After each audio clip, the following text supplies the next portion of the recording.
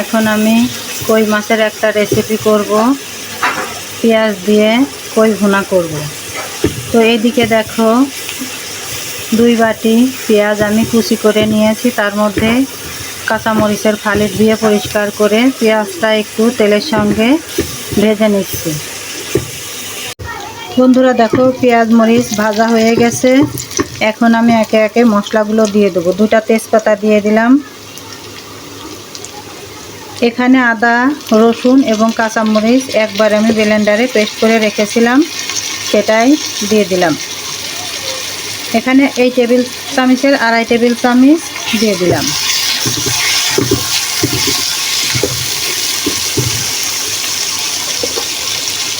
লবণ স্বাদ অনুযায়ী, যেহেতু আমি এটা ভুনা করব তো লবণ সেজন্য পরিমাণে অল্পই ব্যবহার করলাম।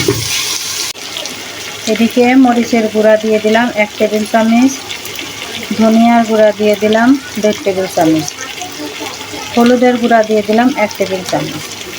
তো এটা আমি খুব ভালো করে পেঁয়াজের সঙ্গে কষিয়ে নিই। এদিকে আমি সামান্য পরিমাণে পানি দিয়ে দিলাম কষানোর জন্য।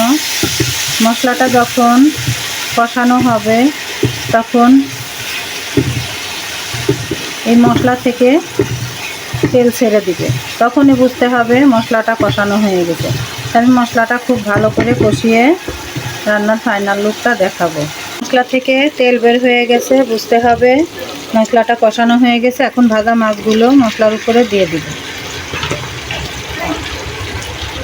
মশলাটার সঙ্গে একটু মিশিয়ে দিব। 5 মিনিটের মতন এভাবে রেখে দিব, ঢাকনা দিয়ে ঢেকের মতন ঢাকা দিয়ে ঢেকে রেখেছিলাম। এখন আমি ঝোলের পানিটা দিয়ে দিলাম। এখানে বেশি ঝোল ব্যবহার করব না, জাস্ট মাছ সিদ্ধ হতে যতটুক ঝোল লাগবে ততটুকুই ঝোল ব্যবহার করব।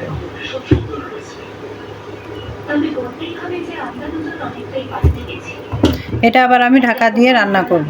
তা ঢাকা দেওয়ার আগে দেখো আমি গরম মশলার ডালফল, লবঙ্গ এবং জিরার পাউডারটা দিয়ে দিলাম।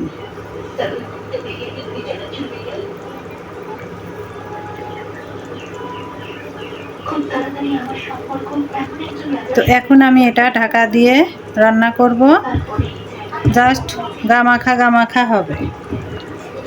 তো কালারটা খুবই চমৎকার হয়েছে এবং স্বাদও খুব সুস্বাদু হয়েছে। তা আমি যেভাবে রান্না করলাম তোমাদের এভাবে যদি রান্না করতে ইচ্ছা করে তো একদিন ট্রাই করে দেখতে পারো। এত চমৎকার হয়েছে যে বলার মতন না। আমি ঢাকা দিয়ে রান্না করেছি, মাছ সেদ্ধ হয়ে গেছে। এখন আমি নামিয়ে পরিবেশন করে নেব। কালারটা দেখো খুবই চমৎকার। তো বন্ধুরা দেখো বেশি করে পেঁয়াজ দিয়ে কই মাছের রেসিপিটা করেছি, খুবই সুন্দর হয়েছে খেতে, দেখতেও দেখো কত সুন্দর হয়েছে, লোভনীয়। তো একদিন এভাবে তোমরা ট্রাই করে দেখতে পারো।